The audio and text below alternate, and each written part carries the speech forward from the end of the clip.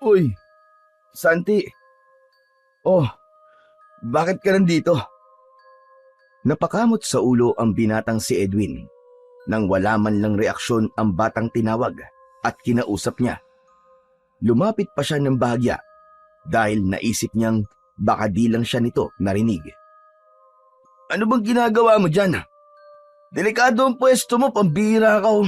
Baka mamaya hilahin ka ng kapre at daling ka sa kaharian nila. Ikaw din. Huy! Anong ginagawa mo dyan? Ngunit wala pa ring reaksyon ang bata. Napaatras si Edwin at plano niyang iwan na lang at wag nang pakialaman ito dahil parang ayaw nitong magpaistorbo. Ay nako, diyan ka na nga. Siguro pinagalitan to sa kanila. Tulala eh. Hoy, Kuya Edwin, sino bang kausap mo dyan? Oh, ikaw na naman. Bakit ba bigla ka nalang sumusulpot kahit saan ha? Pambira kang bata ka. Pinagli ka yata ng nanay mo sa kabuti. Ayan ka na naman, kuya eh. Dinadamay mo na naman ang nanay ko eh. Pero teka, sino nga kasi ang kausap mo dyan? Para kang tangay. O baka naman may nakikita ka nang di ko nakikita. Hala ka, kuya. May multo ka bang kausap? Hoy, tigil-tigilan mo ako ah. Gunggong ka talagang bata ka. Hindi mo ba nakikita? Si Santi ang kinakausap ko. Pero ayaw ako sagutin eh. Teka, nasaan na ba ang batang yun? Bakit biglang nawala? Anong nawala? Eh wala namang tao dyan eh. Naiisip ko nga na baka nababaliw ka na at kinakausap mo ang puno. Ano? Ako nababaliw? Umayos kang bata ka ah, at baka bigwasan kita dyan. Kinakausap ko nga si Santi, di mo ba nakikita? Nakaupo siya dyan kanina sa mismong puno. Kuya, kanina pa ako nakasunod sa iyo eh. Pero wala namang tao dyan sa balete. Wala akong nakikita. Baka naman namamalikmata ka lang, kuya. Hindi. Imposible yun. Nakita ko talaga. Nariyan nga siya kanina. Teka, baka umalis na nang hindi natin namamalayan. Ewan ko sa'yo, kuya. Basta, walang tao dyan. Hoy, ikaw na bata ka. Para lang sa kaalaman mo ha. Pasaway akong tao, inaamin ko. Pero hindi ako sinungaling. Ewan ko sa'yo. Diyan ka na nga. Umalis na si Edwin na puno ng pagtataka. Alam niyang hindi siya namamalikmata. Si Santi nga ang nakita niya doon. Baka nga umalis nang hindi nila napapansin.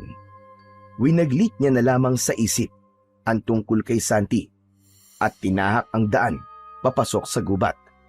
Hapon na at kailangan niya nang umuwi. Pagdating sa bahay ay sermon ang sinalubong ng kanyang lolo Eli. Saan ka na naman ba nanggaling ha, Edwin? Bakit ngayon ka lang? Lolo Eli, namingwit lang po ako sa ilog. Oh, sige nga, kung namingwit ka. Nasaan ang isda? Bakit wala kang dala? Ano po kasi, wala eh. Wala pong isda ngayon eh. Tsaka, naputol po yung nylon ng pambingwit ko. Ang sabihin mo, naglakwatsa ka lang. May pinaglololoko mo pa ako. Amoy chiko ka pa nga oh. Akala mo, porkit maayos kang magsalita eh, makakalusot ka sa akin. Hoy, wag ako, iba na lang. Lolo naman eh. Akala mo di dumaan sa pagiging lasinggero eh. Abay, hindi talaga, gunggong. O heto, somon yan. Ipinapatawag ka sa barangay hall. Ano ba ito ha? Sino na naman ba ang tinarantado mo? Ay nako lo. Si Tekla lang yan. Yung baklang matundon sa kabilang kanto. Wala naman akong kasalanan dyan eh. Siya pa nga dapat na ireklamo ko kasi ang arte-arte. Nakakasura ang itsura. Ayun, sinapok ko nga. Ay, Diyos kong batang ire. Natuwa ka pa sa katarantaduhan mo. Harapin mo yan bukas. Opo, lo. Kinabukasan, matapos mag-agahan, nagsimulang maglakad si Edwin papunta sa barangay.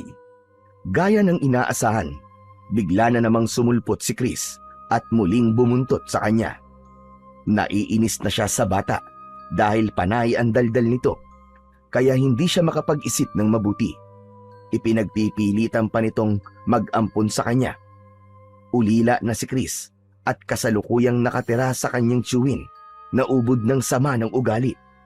Kaya ganun na lamang ang matinding kagustuhan niyang magkaroon ng bagong pamilya. Oy Chris, pwede ba? Tumahimik ka naman. Ang ingay-ingay mo. O kaya umuwi ka na lang kaya? Ayoko, Kuya Edwin. Ay nako, bahala ka sa buhay mo. May problema pa akong kaharapin. Pagkarating sa barangay ay tumuloy si Edwin at naroon na ang bakla na tinutukoy niya. Pati ang lolo Eli niya ay naroon na rin. Bakit ba ang tagal-tagal mong dumating? Kanina pa kami naghihintay dito. Lolo naman eh. Alam mo namang malayo-layo ang bahay natin mula rito eh. Nakasakay ka kasi sa motor ni Mang Albert kaya nauna kang dumating. Ba't sumasagot ka pa ha? O ano nang gagawin mo sa black eye nito si Tekla? Sige nga. Eh di, dagdagan pa natin sa kabila para magpantay. Kasalanan ko ba kung lalampalan pa siya? Nagpapapansin kasi. Ang kulit-kulit. Alam naman niyang di ako napatol sa bakla eh. Buti nga sa kanya. Aba, lokong batang ito ah. Hoy ikaw Edwin, hindi ka na bata. 27 ka na, pero kung umasta ka, daig mo pa ang isang batang musmos na katulad ng nakabuntot sa'yo. Oh, ayos ah. Nananahimik ako rito, Lolo eh. Bakit ako nasali sa sermon nyo? Bakit? Totoo naman ah. Pareho kayo ng apog. Parehong pasaway. Sermon dito, sermon dun. Ay, ano ba namang klaseng buhay to? Makalabas na nga. Hihintayin na lang kita doon sa labas, Kuya Edwin. Umalis ang bata at piniling doon na lamang maghintay sa labas. Samantala, nang muling bumaling ang paningin niya kay Tekla, nakita niyang tila nagpapapungay ito ng mga mata. Dumating na din ang kapitan at ilang lupon upang mapag-usapan na ang problema. Hoy, Edwin. Pagbabayaran mo tong ginawa mo sa akin, kala mo ah. Tekla, pwede ba? Alam mo naman ang dahilan kung bakit ko ginawa yun sa'yo, di ba? Anong dahilan mo, Aber? Nako, Kap. Magpapabayad talaga ako ng danyo sa lalaking ito. Teka lang, ano magpapabayad ka ng danyos? Eh, ikaw naman ang dahilan kung bakit ka nasuntok eh. Dahilan. Che! Anong dahilan para saktan mo ko, ha? Eh wala naman akong ginagawang masama sa'yo, ah. Anong wala? Eh yung pangiinsulto mo sa akin sa harap na maraming tao. Yung ginagawa mong paninirang puro kasinungalingan. Akala mo ba hindi ako naaapektuhan doon? So sinaktan mo ko dahilan doon. Napakaduwag mo, Edwin. Wala kang ibang alam kundi idaan sa dasan lahat. Hindi ko plinanong saktan ka. Pero napuno na ako eh. Hindi mo alam kung gaano mo ako nilagay sa alanganin sa mga pinagsasabi mo. Tama ba naman na, Kap, sabihin niyang sota niya raw ako? Kahit na, wala kang karapatang malakit, no? O sige na. Eh, ano bang gusto mo? Para maayos lang to. May lakad pa ako eh. Hinihintay pa ako ng mga tropa ko. Kita mo? Ikaw pa to nagmamadali, ikaw na nga to may kasalanan. Pero sige, madali naman akong kausap eh. Hindi na kita pagbabayarin sa pasako. Pero sa isang kondisyon, pagsisilbihan mo ko ng 3 araw sa parlor. Aba, ayos ah. Ambisyoso ah. O Kapo, parang ayaw yata oh. Hindi, sige. Payag na ako. Basta libre ang pagkain at merienda ah. Ibig sabihin pumapayag ka na? O sige, ayos lang na libre ang pagkain. Ipaghahanda pa kita ng masasarap na pagkain. O sige na. O ano, ayos na tayo ah. Ngayon, pwede na ba akong umalis? Basta bukas ha, pumunta ka sa parlor ko ha? Oo na, huwag ka na magsalita. Nakakarindi ang boses mo eh. Bye, Papa Edwin. Che! Madaling natapos ang paghaharap nila na puro sang-ayon ang ginawa ni Edwin para hindi na humaba pa ang usapan. Alam naman niya na may pagnanasa sa kanya ang baklang si Tekla, kaya sinasakyan niya ito sa gustong mangyari. Pero ang totoo ay wala siyang balak na sumipol sa napagkasunduan nila. Mas pipiliin niyang mamundok kaysa makasama ang baklang yun. Palabas na sila ng barangay nang biglang marinig ang usapan tungkol sa isang bata na natagpo ang patay sa kagubatan. Ayon sa sabi-sabi, ulo na lang daw ang nakita at wala na ang katawan. Kuya, alam mo ba kung sino ang batang tinutukoy nila? Malamang hindi. Kalalabas lang kaya namin. Ikaw talaga oh. Walang iba kuya kundi si Santi. Sariwang-sariwa pa daw ang dugo. Bago lang nangyari ang krimen. Tsaka ayon sa nasagap kong balita kuya, kahapon ng tanghali pa raw nawawala si Santi. Ano? Kalokohan yan. Nakita ko pa siya kahapon ah. Wala kang kausap kahapon dun sa balete kuya. Baka minumulto ka niya kamo. Kaliwat kanan ang usapan ng mga tao tungkol sa balita. Hindi naman makapaniwala si Edwin sa kanyang nalaman. Bumabalik sa isip niya ang itsura ni Santi. Maputla, nangingitim ang mga mata at tulala na parabang walang kabuhay-buhay. Biglang nagtayuan ang mga balahibo niya. Naalala niya ang ganitong senaryo noon bago namatay ang tatay neryo niya. Nakita niya rin ang imahe ng ama noon, katulad ng nakita niya kay Santi. Hoy! Kuya Edwin! Kuya! Ang lalim ng iniisip mo ah. Umalis na si Lolo Eli oh. Narinig mo ba sinabi niya o hindi? Ha? Ano ba? Sabi ko na eh. Lutang ka na naman eh. Ang sabi niya, dumiretso ka na raw sa langit. Ano? Abi sira ulong bata to ah. Ikaw kaya ang ihagis ko papuntang langit. Ano, gusto mo? Hindi, joke lang yun kuya. Dumiretso ka na raw sa bahay para makaiwas na sa gulo. Basagulero ka raw kasi. Ano sabi mo? Oops! Totoo na yun. Talagang sinabi ni Lolo Eli na basagulero ka. At talagang inulit mo pa ah. Lumayas ka nga. Kutongan kita dyan eh. O paano, Papa Edwin? Pumunta ka sa parlor bukas ha? Hihintayin kita, babu. Grabe, Kuya Edwin. Ang lakas ng tama sa'yo ng baklang yun. Pakialam ko sa kanya. Bahala siya maghintay. Mamumuti ang mata niya. O kuya, saan ka pupunta? Wala ka ng pakialam. Diyan ka lang at huwag mo akong susundan ha, kung ayaw mong itali kita sa puno ng balete. Pauwi na si Edwin nang madaanan niya ang kumpulan ng mga tao at may patrol car ng mga pulis ang nakaparada sa gilid. Nakiisyoso siya at nakita niya ang 3 binata na nakaluhod sa lupa habang nakaposas ang mga kamay sa likod. Ayon sa mga pulis, ay nahuli ang mga ito na gumagamit ng ipinagbabawal na gamot. Pero mariin na tinatanggi ng mga binata ang akusasyon ng mga pulis. Nag-iinuman lang daw sila habang nagsisigarilyo. Ngunit matibay ang ebidensya na nakuha sa kanila. Dahil 3 pakete ng hinihinalang bawal na gamot ang nakita sa kani-kanilang mga bulsa. Kaya walang nagawa ang mga ito nang isakay sa patrol car. Maraming mga tao ang humanga sa kapulisan dahil sa sunod-sunod na pagkakahuli sa mga drug addict. Maging ang mga kawatan at iba pang uri ng krimen ay hindi nakaligtas. Hala, grabe. Kawawa naman sila. Parang hindi naman nagsisinungaling eh. Putragis ka talagang bata ka! Kailan mo ba ako tatantanan sa panggugulat mo ha? Iban sabi ko, wag mo na akong susundan. Ang kulit mo talaga. Titigilan lang kita, Kuya Edwin, kapag inampon mo na ako. Pambihira talagang bata to. Oh. Ang kulit mo. Ngayon lang ako nakakilala ng isang katulad mo. Sobra sa kakulitan. Pareho lang naman tayo, Kuya eh. Kaya ampunin mo na ako. Sige na. Please. Alam mo, ikaw na bata ka, ang sarap mong ibalik sa sinapupunan ng nanay mo. Kuya, si Tekla oh, parang hinahanap ka. Ha? Ano? Teka, tara! Magtago tayo!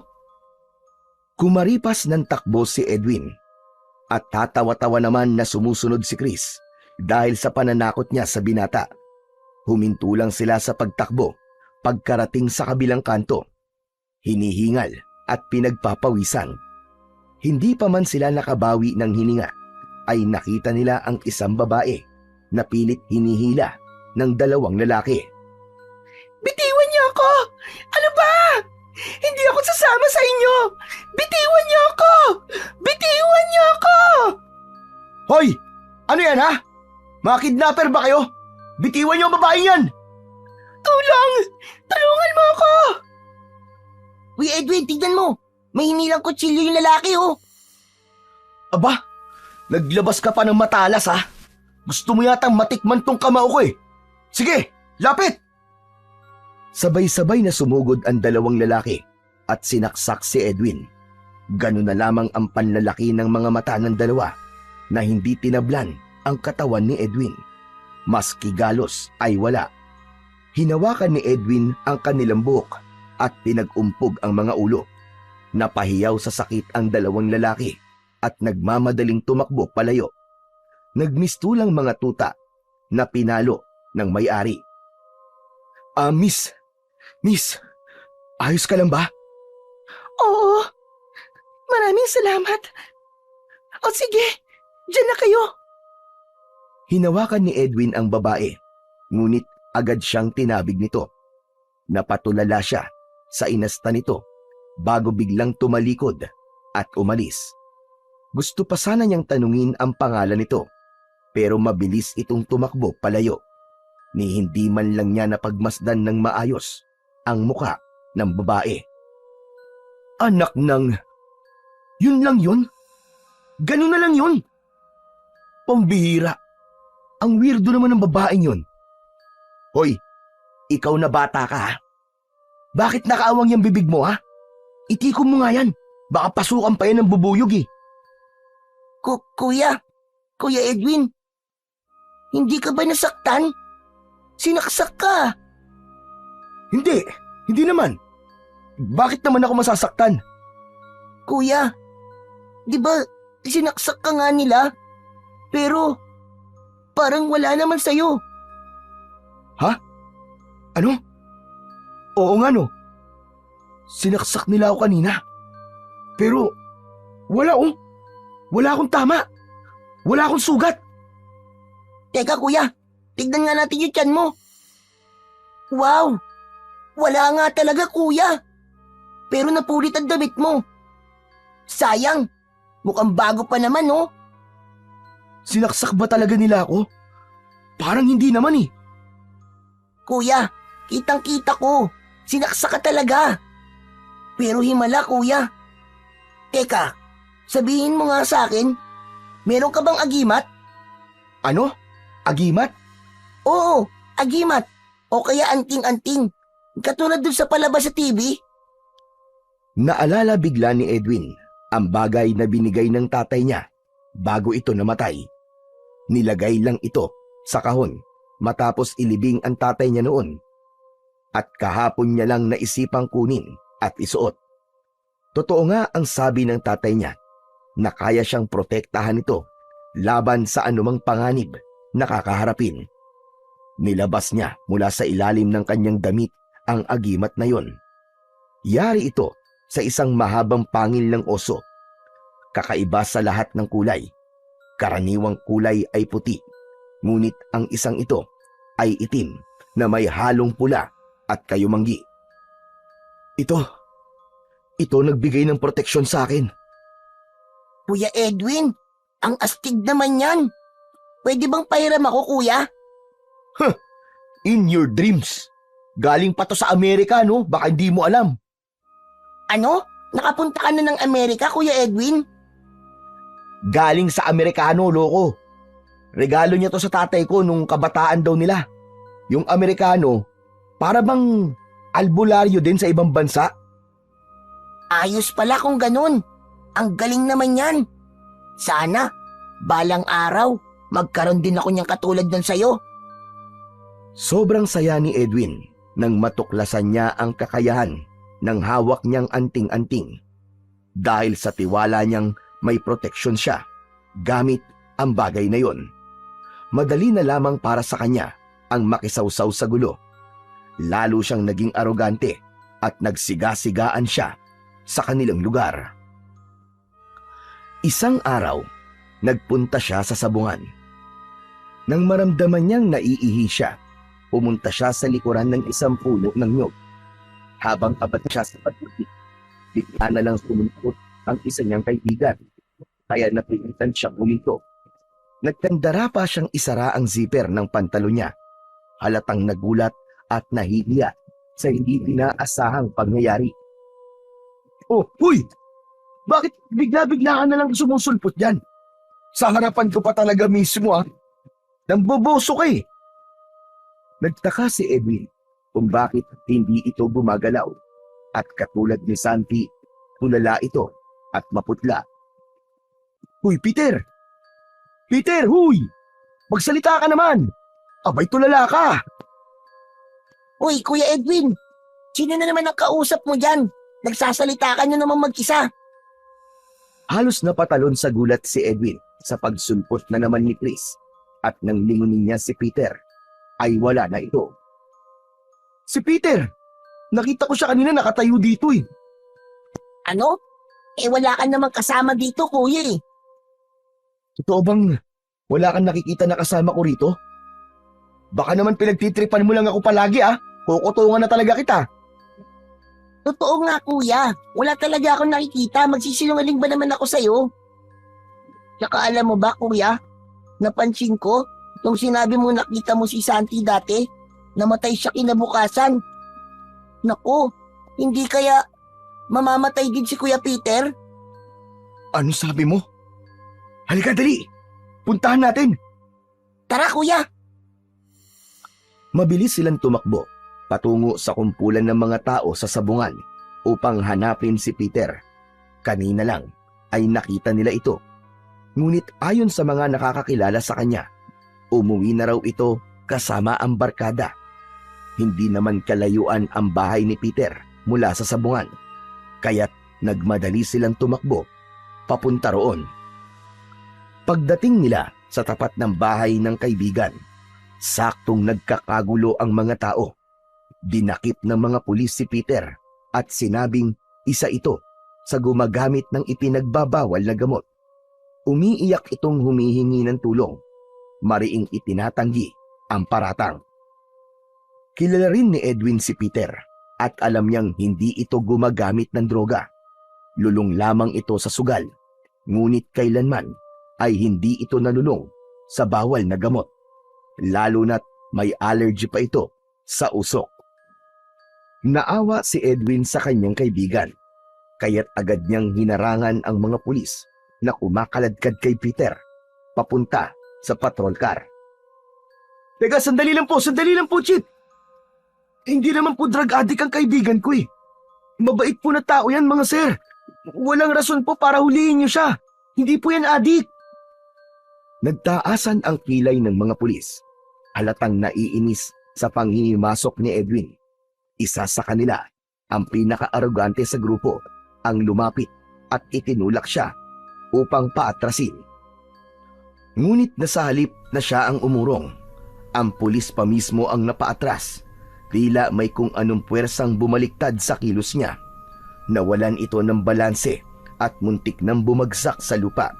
Dahilan upang mapaatras ang iba pang mga pulis na nagulat sa pangyayari. Nagkaroon ng katahimikan sa paligid. Napatingin ang lahat kay Edwin na tila walang nangyari, habang si Peter naman ay patuloy na nagmamakaawa na hindi siya nagkasala. Sir, maniwala po kayo, sir. Hindi po siya adik. Ang totoo nga po niyan, sir allergic pa po sa usok ang taong ito eh. Sabihin niyo nga po, paano po makakagamit ng droga ang taong allergic sa usok? Nagkatinginan ang mga pulis sa isa't isa matapos marinig ang pahayag na yon ni Edwin. Ngunit iginiit pa rin nila na may nakuwang isang pakete na hinihinalang droga sa bulsa ni Peter. Magpapatuloy na sana ang mga pulis sa pagkaladkad kay Peter. Ngunit mabilis na sinunggaban ni Edwin ang kamay ng isa sa kanila at marahas na tinanggal ang pagkakahawak nito sa kaibigan niya. Hinila niya si Peter papunta sa likuran niya.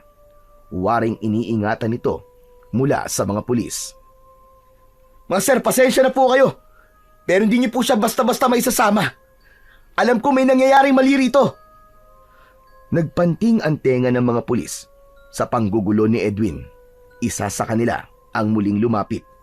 Handang itulak siya palayo, ngunit tila may kung anong puwersa ulit ang nagpaatras dito, tulad ng naunang nangyari. Napatingin lahat ulit kay Edwin. May halong pagtataka at takot sa nangyayari. Pasensya na po ulit mga sir, pero kung gusto niyo pang patunayan na totoo ang paratang niyo sa kaibigan ko, magsagawa po kayo ng drug test dito mismo sa harapan namin. At kung mapapatunayan po ang akusasyon, maaari niyo rin po akong ikulong kasama niya. Kuya, wala naman sa usapan na magpapakulong ka rin ah. Paano na ako kung makukulong ka? Shh! Manahimik ka nga. Diskarte ko to. Huwag kang maingay. Doon ka na nga muna. Nag-usap ng pabulong ang isa sa mga pulis at ang kanilang lider.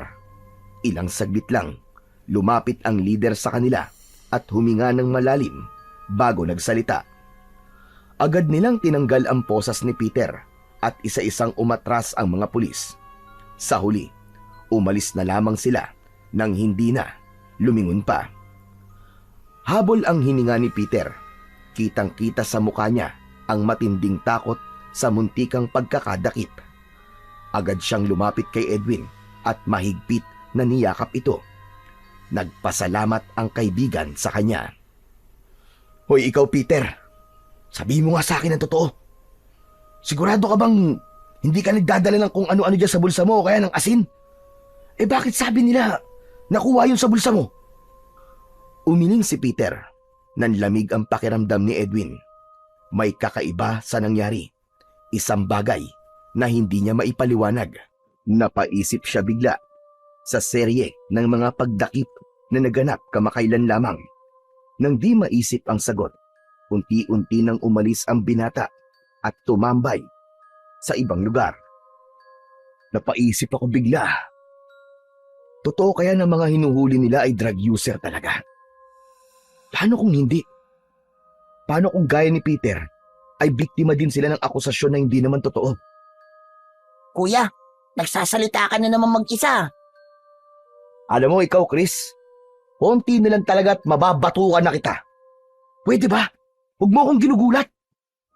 Pwede ka namang humarap muna sa akin bago ka magsalita eh. Kakainis ka na talaga. Pasensya ka na kuya. Oo na, hindi na kita gugulatin ulit. Isang beses na lang. Oh, kita mo na yan? Eh kung ihampas ko kaya sa itong pamalo na to, gusto mo? Ay wag naman, masakit yan eh. Ay kuya, may pinapasabi lang si Kuya Peter sa'yo. Magpapainom daw siya. Pagkarinig sa alak, mabilis na pumunta si Edwin kina Peter. Masaya sila habang umiinom. Halos paggabi na nga sila nang matapos. Umuwi na ang binata at tulad ng inaasahan, sermon na naman ang inabot niya sa kanyang lolo. Oh, saan ka na naman ang galing magaling na lalaki? At ano na naman itong narinig ko na nakisawsaw ka na naman daw sa gulo ng may gulo? Eh Lolo Eli, hindi naman ako nakisawsaw eh. Tinulungan ko lang po si Peter. Abay, akalain yung mapagkamalan ng mga adik tapos huhulihin. Eh alam naman po natin na hindi totoo yun eh. Hindi po adik si Peter. May punto ka sa sinabi mong yan, Edwin. Pero sa susunod, huwag mo na ulit gagawin yon. Baka ikaw ang pag-initan ng mga pulis. Lo, alam ko yun. Pero ginawa ko lang po ang alam ko na tama. Totoo naman eh. Hindi user ng drug ang kaibigan kong si Peter. Kaya imposible po ang pinaparatang sa kanya. Tsaka di ba alam nyo na allergic sa usok yun? Pambihirang mga pulis to. Sino pang maniniwala sa kanila kung ganun sila karumi magtrabaho para lang may madakip? Napapaisip na nga rin po ako eh. Kung totoo bang mga drug addict yung mga nadakip nila ng mga nakaraan. Paano kung hindi? Kaya totoo o hindi, tigilan mo na to, Edwin. Ayoko mapahamak ka. Hinding-hindi mangyayari yun, Lolo. May panangga ako laban sa mga masasama. Hindi nila ako kayang saktan. Dahil may anting-anting ako. Pinagmayabang mo pa. Pasalamat ka at meron ka niyan. Pero teka, kailan mo pa naisipan na gamitin yan? Nung kaarawan po ni tatay, naalala ko po siya kaya kinuha ko po ito sa kahon na pinagtaguan niya. Alam mo na ba paano gamitin ang bagay na yan? Ang alam ko lang po ay pinoproteksyonan po ako nito. Alam mo, Edwin, hindi lang yan basta pamproteksyon lang. Marami kang magagawa sa tulong ng bagay na yan. At yun ay kung desidido kang pag-aralan kung ano ang mga yon. Ano, Lolo Eli? Talaga po ba? Abay kung ganun, kailangan ko pong pag-aralan kung ano-ano ang mga yun. Pero teka, lumaiba ako. Naalala niyo po ba yung araw bago po mamatay si tatay? Di ba, sinabi ko nakita ko siya nung nasa bundok tayo? Oo, may kakayahan kang makakita ng espiritu ng taong malapit ng mamatay. Ganon din ang nangyari sa tatay mo. Kinabukasan ay naabutan natin siya naghihingalo. Bakit? Bakit mo na itanong ang tungkol doon? Bago po kasi yung araw na nagharap kami ni Tekla sa barangay. Nakita ko po yung espiritu ni Santi. Kinabukasan po namatay siya. Ganon din po kay Peter. Kaya po nagmamadali akong pumunta sa bahay nila kasi alam ko na po ang susunod na mangyayari. Isa lang ang ibig sabihin niyan, Edwin Iho. Nagsimula na namang maghasik ng lagim ang mga aswang dito sa lugar natin. Oh? Ano, Lolo Eli? Aswang? Sigurado po ba kayo? Hindi ito ang unang beses na nangyari ito sa baryong to, Edwin. Nung kabataan ko, may isang taong may kakayahan din na katulad mo. Nakikita niya ang espiritu ng malapit ng mamatay. At lahat ng nakita niya noon, kinabukasan, patay na. Alam mo kung ano nangyari sa kanila? Hindi sila basta namatay dahil sa sakit o isang aksidente. Natagpuan sila na gutay-gutay. Parang kinatay ng mabangis na hayop. Lolo Eli, baka naman nagkataon lang ang mga pangyayari niyan. Ang dami-dami pong pwedeng maging dahilan ng pagkamatay ng mga tao. Maniwala ka sa akin, Apo.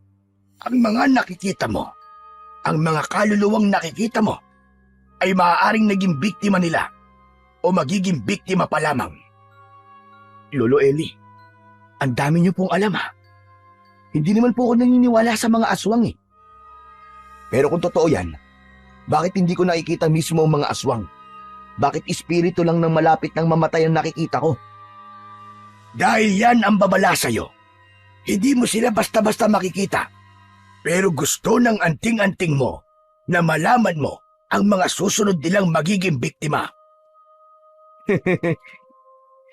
Lolo Eli, ang hirap naman pong paniwalaan yung sinasabi nyo. Pero kung sakaling totoo nga yan, paano naman po natin malalaman kung sino po ang aswang? Sige nga. Magmasid ka, Edwin. Talasan mo ang iyong pandama. Ang aswang ay marunong magtago at magpanggap. Mapanlin lang sila. Sandali, Lolo Eli. Yung mga pulis, nang hawakan po nila ako kanina, tinulak po nila ako. Parang sila pa po yung napaatras at nasaktan eh. Hindi kaya... Tama ka. Posible yun. Pero mahirap pang magsalita sa ngayon. Kailangan mong makasiguro muna at humanap ng matibay na ebidensya. Kung nagbibigay po ng babala sa akin ng anting-anting ko, Lolo, paano ko po matutulungan ng mga taong gustong biktimahin ng aswang? Gusto mo ba talagang magligtas ng mga tao, Apo? Opo, Lolo. Gusto ko rin po makaganti sa mga aswang na yon sa ginawa nilang pagpatay kay Tatay Neryo ko. Kung ganon, kailangan mong sanayin ang iyong sarili at kung paano gamitin ng maayos ang anting-anting na yan. Napapanahon na, Apo, para sundan mo ang yapak ng iyong mga magulang. Isang malaking kahihiyan Kung ikaw ay mananatiling ganyan habang ang mga magulang mo ay may kanya-kanyang legasiya nung kapanahunan nila. Kuya Edwin, ano ba ang mga magulang nyo? Anak ng... Bakit ka na naman nandito? Umalis ka na. Baka mamaya, ikaw pa maging hapunan ng aswang dito eh. Kuya naman eh, ang sungit mo talaga. Alam mo, Chris, ang nanay niya ay isang bantog na albularya at ang tatay naman niya ay isang dakilang antingero. Kilala silang mga bayani sa pakikipaglaban sa mga aswang sa bundok kung saan kami nakatira noon. Wow! Ang galing naman! Pero si Kuya Edwin, puro pagpapasaway lang ang alam niya. Hoy, manahimik ka. Gusto mo, pauwi na talaga kita? Ay, hindi po. Tatahimik na po ako. Ito na nga oh. Isisiper ko na ang bibig ko. Kaya ikaw, Edwin, wala kang dapat sayangin na panahon. Ikaw lang ang may kakayang labanan ng mga aswang. Ikaw lang ang makakatalo sa kanila. Kaya kailangan mo sanayin ng gusto ang abilidad na meron ka. Dahil kung hindi, marami ang mabibiktima ng mga aswang na yan. Pero Lolo Eli, paano ko po sisimulan? Saan po ako magsisimula? Unahin mo ang pagsasanay sa taglay mong lakas. Kailangan matibay ang pundasyon ng iyong katawan. Halika, sumunod ka sa akin sa likuran ng bahay. Nagpunta sila sa likod ng bahay, kung saan may malalaking troso, bato at isang sako ng buhangin na nakabitin sa puno ng mangga. Unang ipinabuhat ni Mang Eli kay Edwin ang 3 troso. Walang kahirap-hirap na itinaas yun ni Edwin at ibinalibag sa lupa. Sumunod naman ay isang bato na may timbang na halos 100 kilo. Parang balde lang yun ng tubig nang binuhat ni Edwin at ilipat niya ito sa tabi ng puno ng mangga. Ang huling pagsubok ay ang pagsuntok sa sako ng buhangin. Sa isang malakas na suntok, tumalbog ang sako at agad itong nabutas, dahilan upang kumalat ang buhangin sa buong paligid. Magaling! Walang duda.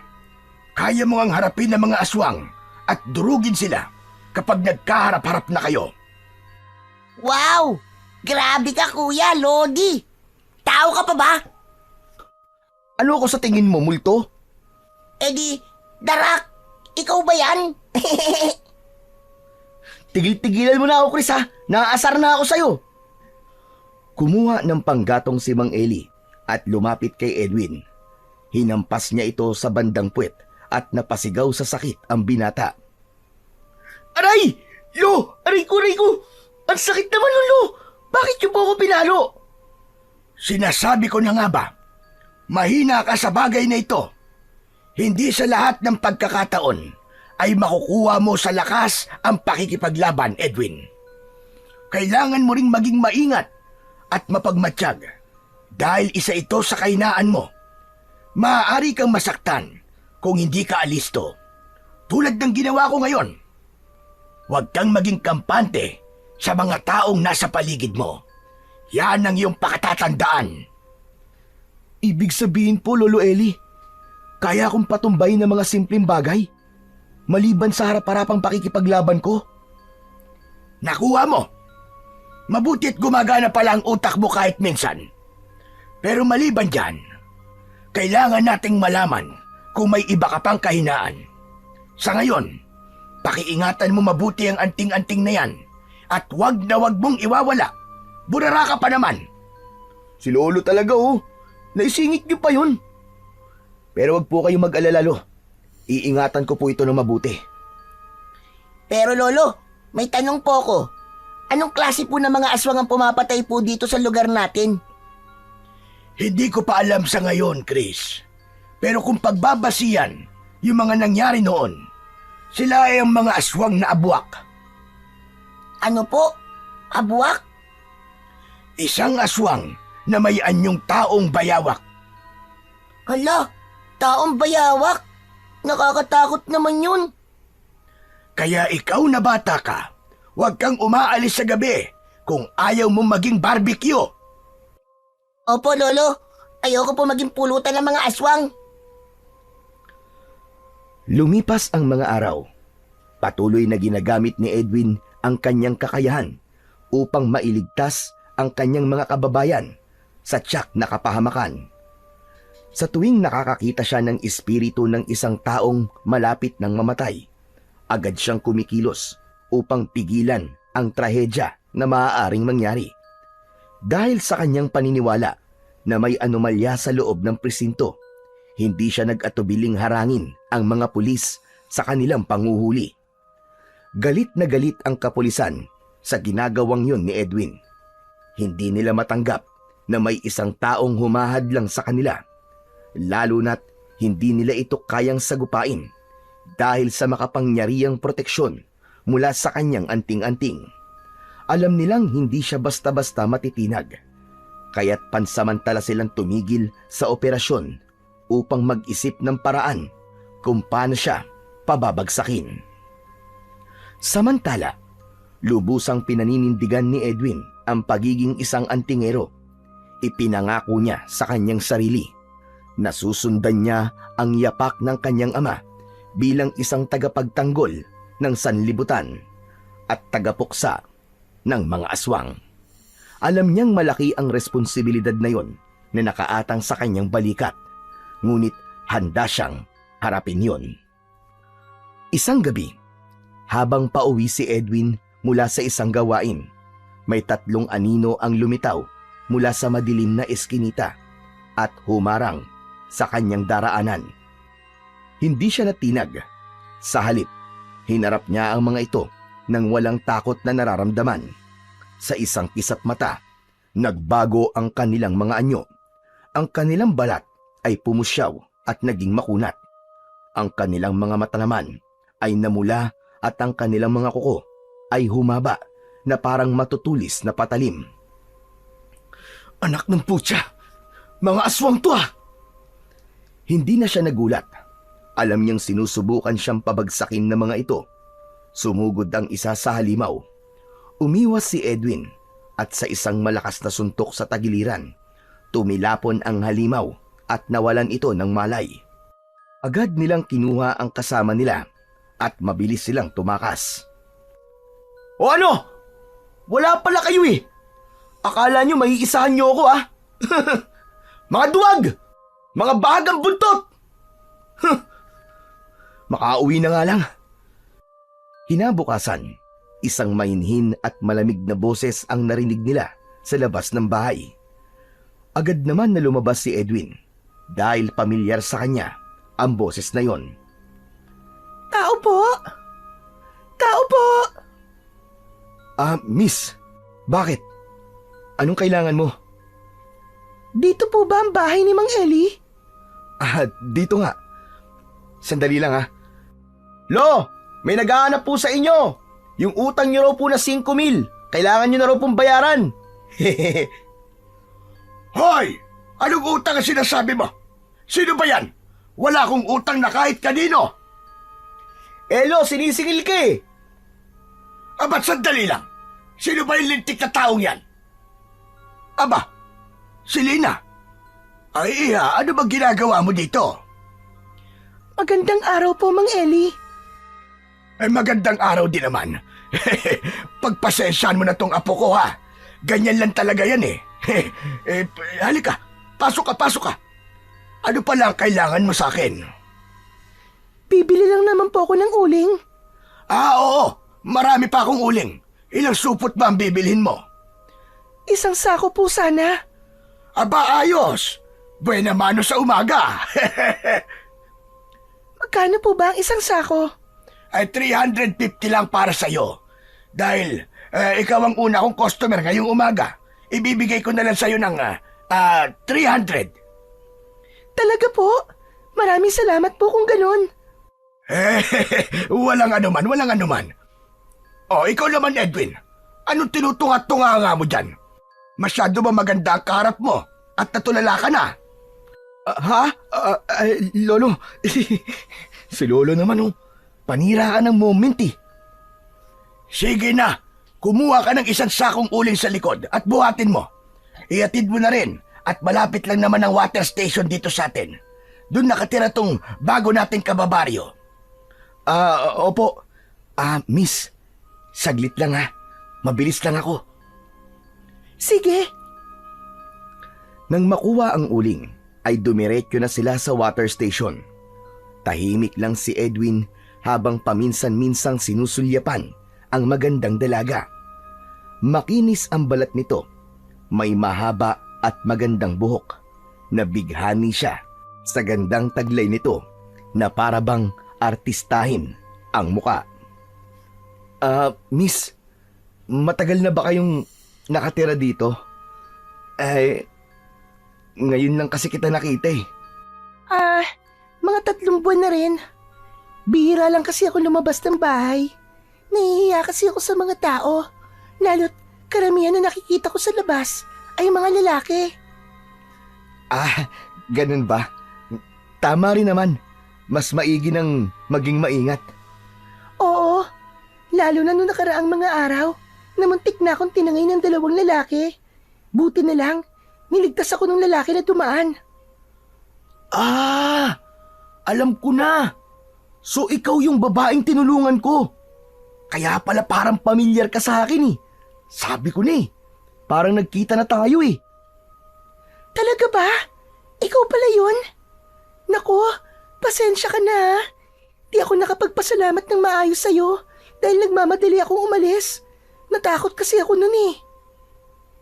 Wala yun, ayos lang. Ang mahalaga naman sa akin eh, ligtas ka. Aanhin mo pala tong uling. Isang sako talaga ang binili mo. Yan ba? Naisip kasi namin na magluto ng barbecue kada hapon. Pangtinda ba? Sayang kasi, marami pa naman mga tao dito.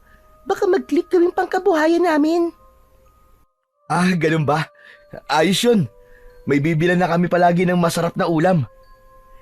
Aasahan ko yan ha. Oo ba? Gusto mo? Samahan pa kita lagi dito eh. Salamat, pero nakakahiya naman kapag ganun. Hindi, wala yun. Basta ikaw. Walang problema. O siya, salamat pala sa paghatid sa akin ha. Walang anuman, miss. Basta ikaw. Nanginginig pa. Hoy kuya, dumadabubs ka ha? Ikaw ha? Ikaw na naman. Aatakihin ako sa yung bata kay. Selena. Si Chris nga pala. Ang batang kabuti. Hoy, anong kabuti? Hi, ate ganda. Hello, Chris. O sige, mauna na kami ha. Ingat ka. Halika na nga rito, Chris. Aray. Bye, ate ganda. Aray ko. Tara na. Ikaw talagang bata ka ha. Kotang-kota ka na sa akin.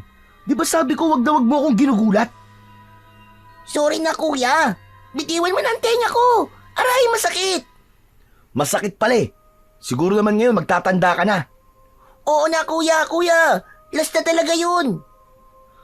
Sa paglipas ng mga araw, lalong nabihag si Edwin sa angking kagandahan ni Selena. Hindi niya maiwasang hanap-hanapin ang presensya ng dalaga.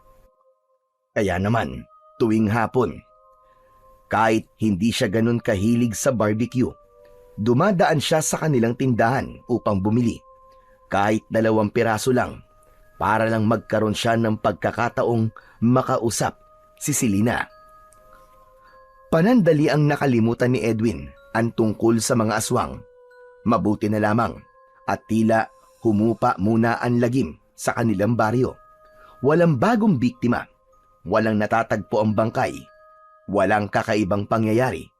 Sa isip niya, marahil ay tuluyan ng umalis ang mga halimaw. Hanggang sa isang gabi, naglakas ng loob ang binata na tuluyan nang ligawan si Selena. Selena, pwede ba kitang makausap sandali? Oh, Edwin! Anong ginagawa mo rito? Gabi na! Alam ko, Selena, na gabi na. Pero, ano kasi, hindi ko kasi kayang pigilan eh. Gusto ko sanang magpaalam sa'yo. Magpaalam? Saan ka ba pupunta? Hindi.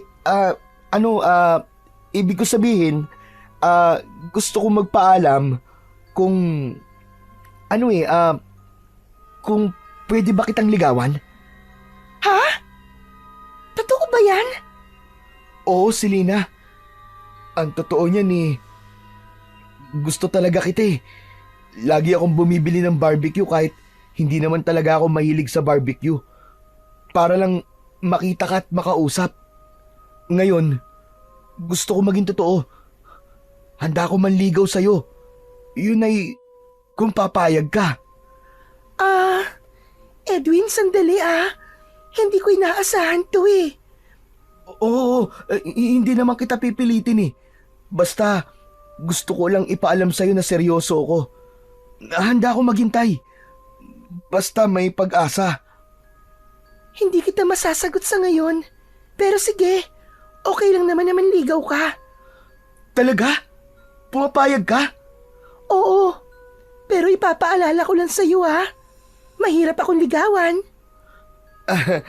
Mas mahirap pa ba kaysa sa pakikipaglaban sa mga aswang? Sira! Masayang masaya si Edwin nang umuwi siya sa kanila. Pakiramdam niya ay nakalutang siya sa alapaap. Nararamdaman din niyang nasa kanya ang lahat. Ang tapang, ang lakas, at ngayon ang posibilidad ng isang pag-ibig mula sa babaeng nagugustuhan niya. Ngunit pagkalipas ng 3 gabi ng kabilugan ng buwan, nagulantang ang buong baryo sa isang nakakakilabot na balita. 4 na katawan ang natagpo ang patay sa gubat. Lahat ng ito ay wasak ang katawan, parang nilapa ng mababangis na hayop. Walang nakakita sa tunay na nangyari. Ngunit isang bagay ang sigurado. Bumalik na naman ang mga aswang sa pag-asik ng lagim. Paano nangyari yun? Bakit wala akong nakitang espiritu sa mga nagdaang araw? May kinalaman kaya dito ang bilog na buwan? Po? Bilog na buwan? Oo. Maaaring isa ito sa kahinaan mo, iho. Wala kang makikita kapag panahon ng bilog na buwan. Kailangan dito malaman ng mga aswang. Dahil kung hindi... Ibig sabihin, Lolo Eli, kapag nalaman nila to, maaari nilang gamitin ang pagkakataon na to para magasik ng lagim. Eksakto! Nakuha mo, Edwin. Sa loob ng 3 gabi, naging malaya silang gumalaw dahil hindi mo sila nakita at di mo natulungan ang kanilang mga biktima. 4 ang napatay nila. Kawawa naman. Kung ganun, Lolo, dapat akong mag-ingat. Hindi pa huli ang lahat. Ngayong alam mo na ang limitasyon mo, kailangan nating humanap ng paraan para makabawi ka. Humanda talaga sa akin yung mga aswang na yan. Siya nga po pala, Lolo. Nakita niyo po ba yung batang kabuti? Hindi pa, iho. Masyado pa kasing maaga. Baka abala pa yun sa pagtulong sa tiyuhin niyang lasinggero. Oh, andito ka na pala eh. Sabi ko na nga ba't magpapakita ka na naman eh. Edwin, wala dito si Chris. Sinong kausap mo? Si Chris Polo. Ayan oh, nandyan sa harapan niyo. Natigilan ang binata nang makita niyang wala naman talaga si Chris sa harap niya. Kinabahan siya bigla. Anak ng putya, nasa panganib si Chris, Lolo. Kailangan ko siyang hanapin. Sige, magmadali ka. Mag-iingat ka, Apo. Kaagad na umalis si Edwin at nagtungo sa bahay ng tiyuhin ni Chris. Ngunit hindi niya ron natagpuan ang bata. Ayon sa lalaki, kahapon pa ito umalis at hindi na bumalik. Lalong bumigat ang pakiramdam ni Edwin. 1 buong araw nang nawawala ang bata. Pinuntahan niya ang lahat ng lugar na madalas tinatambayan nito. Ang malapit sa ilog, ang lumang kubo sa dulo ng baryo, pati na rin ang plaza kung saan mahilig maglaro ang bata. Pero wala siya roon. Huli niyang pinuntahan ang masukal na gubat kung saan madalas matagpuan ang mga bangkay ng mga biktima ng aswang. Habang naglalakad, paulit-ulit niyang tinatawag ang pangalan ng bata, ngunit walang sumasagot. Chris!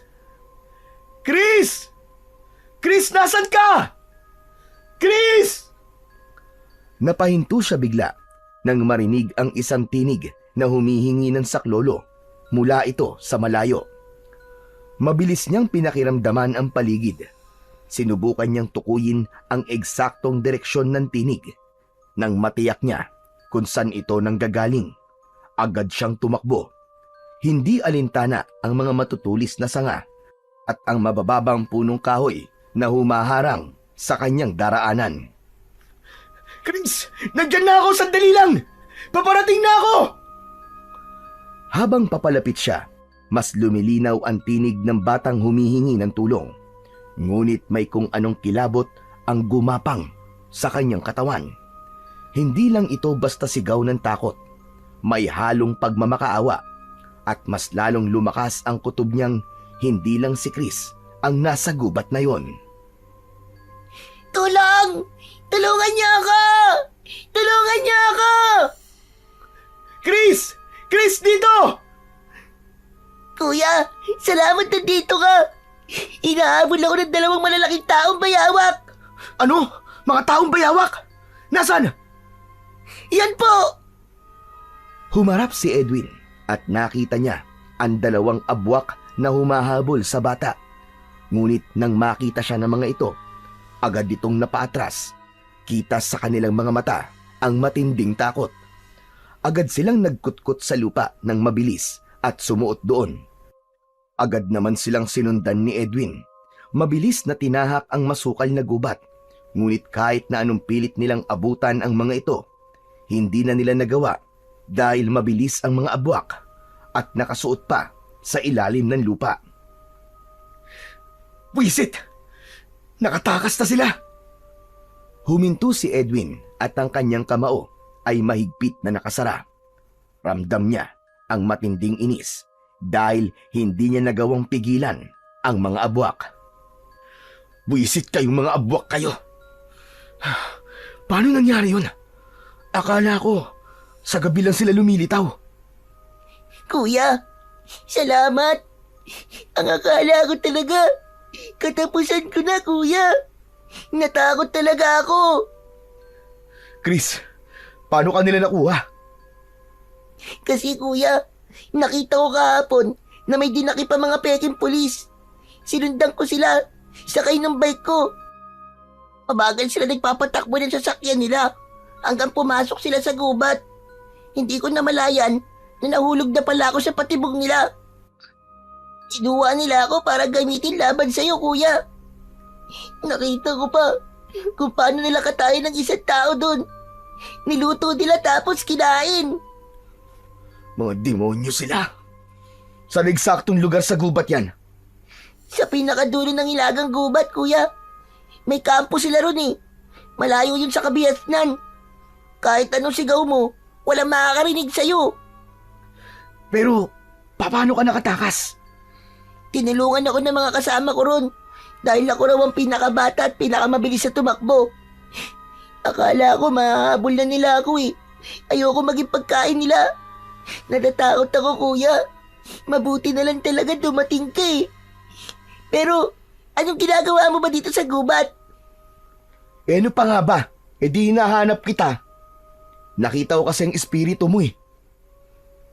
Kuya, tulungan natin yung mga taong nandun. Kawawa sila. May mga pamilya sila naghihintay sa kanila. Yung mga pulis. Totoo, kuya, nagpapaggaplan silang mga pulis. Madami sila dun. Parang isang buong baryo ng mga aswang. Yung mga inuhuli nilang mga drogista kuno, kinakarni nila at pinagsasalu-saluan kapag gabi. Nagsimula ng maglakad ang 2 papunta sa hilagang gubat na sinabi ni Chris. Tahimik ang buong paligid. Tanging mga huni lang ng ibon at kaluslos ng mga dahon ang kanilang naririnig. Ramdam ng binata ang kakaibang enerhiya sa lugar.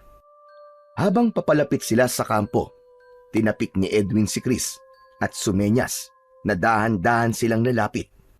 Nagtago sila sa likod ng isang makapal na halaman at sumilip. Doon nila nakita ang nakaririmarim na tanawin. May mga tao na nakatali sa puno, sugatan at halos wala ng malay. Ang ilan ay patay na at ang kanilang mga katawan ay gutay-gutay. Halatang pinagpiestahan ng mga halimaw. Nasa gitna naman ng kampo ang isang malaking tulyasi na may nilulutong lamang loob ng tao. At ang amoy ay halos magpasuka kay Chris. Yak! Nakita mo na, kuya? Di ba tama at sinabi ko sa'yo? Mga demonyo talaga sila. Kailangan may gawin tayo bago pa nila tuluyang katayin ng mga natitira pang buhay. Doon sa kubong yun, kuya. Madami pa silang biyag doon.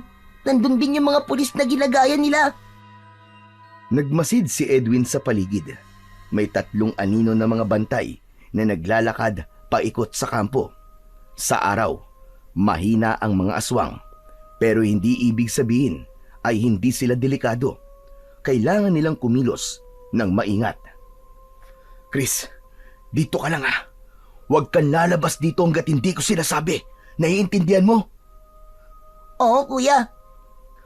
Dahan-dahang lumabas si Edwin mula sa kanyang pinagtataguan. Mabilis siyang sumugod sa unang bantay.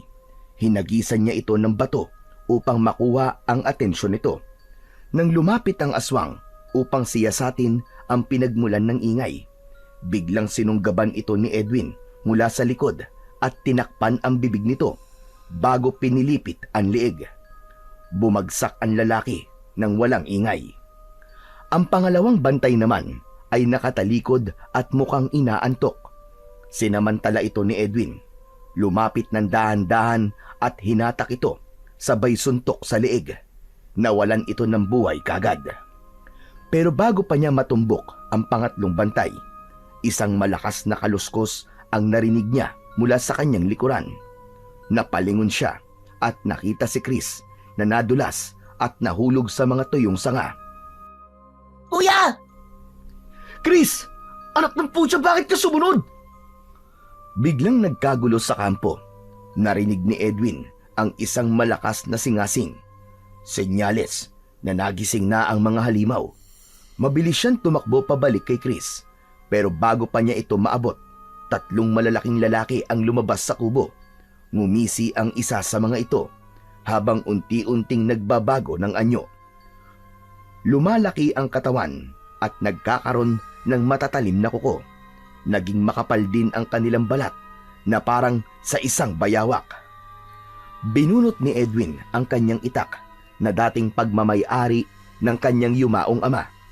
Handa siyang makipaglaban, 1 laban sa 3, para sa buhay ng mga inosenteng tao mula sa kampo ng mga halimaw. Chris, gawin mo lahat para mapalaya mo yung mga biyag. Ako nang bahala sa mga demonyong to. Gawin yun lahat para makatakas kayo. Naiintindihan mo, Chris? Agad na sumugod ang mga aswang, subalit bigo sila dahil bawat salakay ay naiiwasan lang sila ni Edwin. Mabilis at malakas ang binata, kasing lakas ito ng isang dambuhalang oso. Di nagtagal ay may mga abwak na lumapit pa at agad na nagsisugod, ngunit dahil na rin sa bilis ng binata, isa sa mga yon ang malakas niyang sinipa sa dibdib. Lumipad ang aswang pabalik sa pinanggalingan nito, pasadsad sa lupa at tumama sa isang malaking puno. Nabali pa ang katawan nito sa lakas ng impak. Isa pang aswang ang sumubok na umatake mula sa likuran, pero napansin ito ni Edwin sa gilid ng kanyang mata. Umiwas siya sa huling segundo at mabilis na ginamit ang kanyang matalas na itak. Isang mabilis at malalim na hiwa ang tumama sa leeg ng halimaw. Napatili ito bago tuluyang bumagsak, nangisay sa lupa at wala ng buhay. Samantala, si Chris ay gumapang naman papunta sa mga biyag. Mabilis naman niyang nabuksan ang kubo. At nang magawa niya yon, isa-isa niya silang pinakawalan. Habang abala si Edwin sa pakikipaglaban sa mga aswang, abala naman ang mga pulis sa pagpapalaya sa iba pang bihag. Nang makalag ang mga tali, agad na nagtakbuhan ang mga tao upang makatakas. Lumabas din si Chris upang igiya sila patungo sa ligtas na daanan pauwi sa baryo. Samantala, nagpaiwan naman ang mga tunay na pulis na ginagaya ng mga abwak. Hindi nila kayang panoorin lang si Edwin na mag-isang lumaban sa mga halimaw. Siya ang nagligtas sa kanila, kaya nararapat lamang na tulungan nila ang binata. Agad silang naghanap ng anuman sandatang maaaring magamit. Kinuha nila ang mga itak ng mga aswang, habang ang iba naman ay humawak ng malalaking kahoy. Kapag may bumabagsak na aswang, agad nila itong pinagtutulungan hanggang sa matiyak na wala na itong buhay. Sa matindi at madugong labanan na yon, mahigit 20 aswang ang kanilang napatay. Ang ilan sa mga natira ay tumakbo upang tumakas. Hindi na hinabol pa ni Edwin at ng mga pulis ang mga ito. Mahalaga sa kanila ay nailigtas nila ang buhay ng mga bihag. Nang makauwi na sila sa kanilang baryo, nagulantang ang mga tao sa dala nilang balita, pero agad ding nagbunyi ng parangalan ng mga pulis si Edwin bilang isang bayani. Humingi rin ng dispensa ang kapulisan sa ginawa ng mga peking pulis na mga abwak pala na kumitil ng mga buhay ng mga residente sa baryo. Tumayong testigo ang mga taong nakaranas ng pambibihag sa kamay ng mga aswang. Isinalaysay ang kanilang mga pinagdaanan at nagpatunay sa kasamaan ng mga halimaw. Dahil sa pangyayari, nagkaisa ang mga kalalakihan sa baryo upang palakasin ang seguridad ng kanilang lugar. Samantala, mabilis na kumalat sa buong baryo ang balita tungkol sa ginawa ni Edwin. Nang mabalitaan ito ni Selena, hindi niya napigilan ang matinding pag-aalala para sa binata. Edwin, ayos ka lang ba? Hindi ka ba nasaktan, ha? Oo, Selena. Huwag ka mag-alala. Hindi naman ako nasaktan eh. Mabuti naman kung ganon. Nag-alala ako sa'yo ng sobra nung nabalitaan ko ang nangyari mula kay Chris. Ibig bang sabihin ng pag-aalala mo takot kang mawala ako? Kahit sino naman mag-aalala sa'yo eh. Di ba, Mang Eli? Ha? Oo. Nasali pa tuloy ako sa lambingan nyo. Makaalis na nga at magre-repack pa ako ng mga uling. Ay nako, ang kabataan talaga ngayon. Ay, aminin mo na kasi ate. Takot kang mawala sa'yo si Kuya Edwin.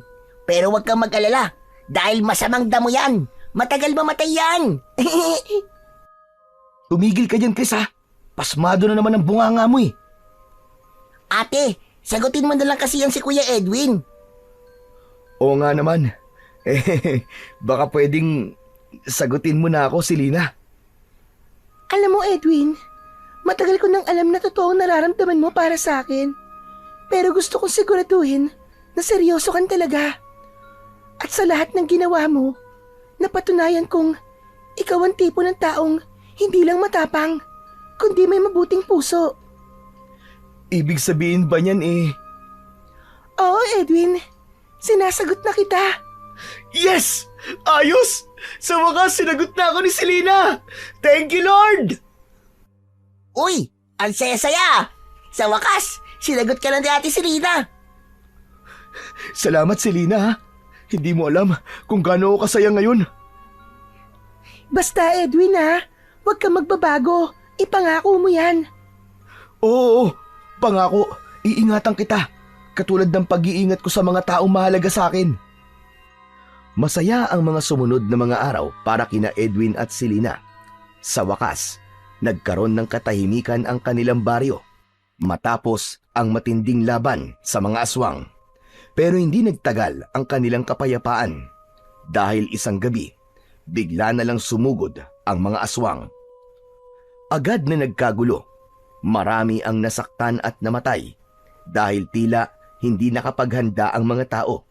Naging kampante sila sa ilang gabing tahimik ang baryo. Sa pagkakataong ito, hindi na patago ang mga halimaw. Lantaran na silang sumugod sa baryo. Naghahasik ng lagim at walang takot na kumakain ng tao. Halos gabi-gabi, may nadaragdagan sa listahan ng mga biktima at kahit anong paghahanap ni Edwin, hindi niya mahuli ang mga salarin. Tanging mga bangkay na lang ang kanilang natatagpuan tuwing umaga. Habang abala siya sa ginagawang pag-aasikaso sa mga napatay ng aswang, biglang lumapit sa kanya si Tekla.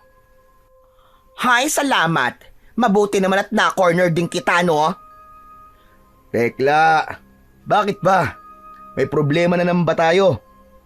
Anong problema sinasabi mo? May utang ka pa sa akin, di mo pa nababayaran, ha? Hindi mo ko sinipot. Pambihira ka naman oh. Hindi mo nabalitaan? Busy ako kakahunting sa mga aswang. Hindi. Malay ko ba dyan? Naku, imposible namang wala ka nabalitaan, kuya. Ikaw pa naman ang #1 na marites dito sa lugar natin. Hoy, tigil-tigilan mo ang kutong lupa ka, ha? Hindi ako marites. Tsaka anong kuyang sinasabi mo? Hindi ako lalaki. Girl ako. Lo, girl daw, oh. Tumigil ka na dyan, ha? Kukurutin na kita. Tsaka, hindi naman ako lumapit dito para maningil agad-agad, no? Gusto ko lang naman kayong imbitahan sa birthday ko. Kailan ba yun? Mamayang hapon. Punta kayo, ha? Abay, syempre naman. Pupunta kami. Kainan yun, eh. Ikaw talaga oh. Basta handaan. Mabilis ka. O basta, alam nyo na ngayon, imbitado kayo sa birthday ko. Asahan ko kayo, ha? Lalo ka na, Papa Edwin. Babu! Pagdating ng hapon, sabay na nagpunta si Edwin at Chris sa bahay ni Tekla. Isinama na rin ng binata si Selena at hindi naman yun inaasahan ni Tekla. Happy birthday sa'yo, ate. Teka, Edwin. Sino siya? Nobya ko, si Selena. Ano? Taken ka na? Ilang araw pa lang naman eh. Ganun ba? Naku, hindi mo naman sinabi na may dadalhin ka palang ibang kasama. Edwin, uuwi na lang ako. Kayo na lang ni Chris ang pumasok. Teka. Sasama kami sa pag-uwi kung hindi ka tutuloy. Pero, Oo na, sige na, wag ka lang umeksena. Pumasok na kayo. Nandito ka na eh. Salamat, Kuya Tekla. Naka-false eyelashes, naka-dress na mint green, kuya ang tawag mo? Sipain kaya kita dyan. Pasmadong bibig ng batang ito. Hindi kita pakainin dyan eh. Pasalamat ka lang dito si Papa Edwin. O sige na, kumain na kayo habang mainit pa ang pagkain. Pumasok si Edwin, si Lina at Chris sa loob ng bahay ni Tekla. Nasa mesa na ang maraming putahe, inihaw na manok, adobong baboy, pansit at iba't ibang kakanin. Agad na kumuha si Chris ng plato at nagsimulang kumain ng buong gana. Ayos! Ang sarap talaga nito, lalo na tong adobo. Salamat ha. Masarap yan kasi may special na sangkap. Sekreto ng pamilya namin. Tahimik namang naupo si Selena sa tabi ni Edwin. Halatang hindi pa rin komportable sa presensya ni Tekla. Samantalang si Tekla naman ay panay ang sulyap kay Edwin. Tila sinusukat ang reaksyon ng binata. Edwin, hindi mo ba napapansin? Parang ang init ng tingin niya sa'yo. Hayaan mo na. Sanay na ako dyan. Malakas kasi ang tama niyan sa akin eh. Ano yon? May sinasabi ka? Wala. Masarap tong pagkain. Talaga? O sige, kain lang kayo ng kain ha. Teka Tekla. Nasaan nga pala mga bisita mo? Nako, parating na mga yon. Tsaka, huwag mo silang intindihin. Mas okay na rin para kayo ang makauna na kumuha ng mga bagong luto ng pagkain. Ganun ba? O sige na, kumain lang kayo ng kumain dyan. Habang kumakain, ay panay naman ang sulyap ni Tekla kay Selena. Panakaw-nakaw niya itong tinataasan ng kilay, pero ngiti lamang ang isinusukli ng dalaga, kaya lalo siyang naiinis. Hindi nagtagal ay dumating na nga ang mga bisita ni Tekla.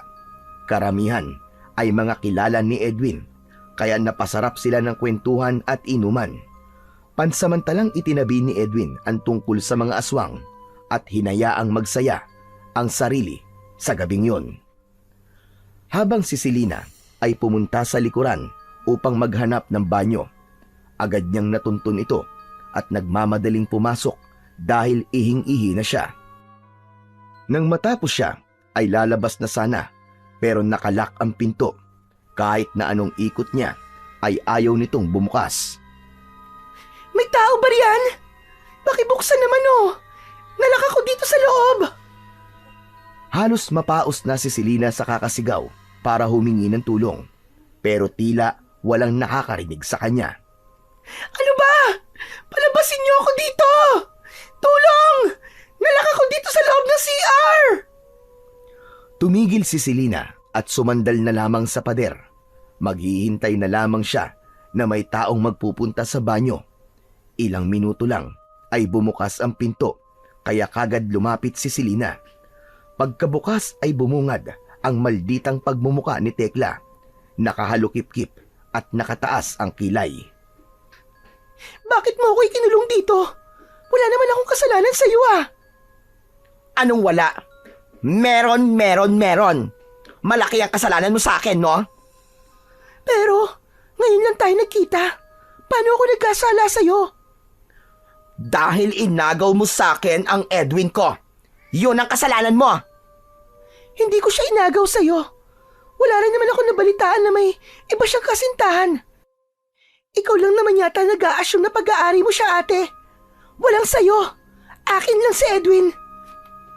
Pero huwag ka mag-alala. Hindi ko isusumbong kay Edwin ang ginawa mo sa akin. Basta, pakawalan mo na ako dito.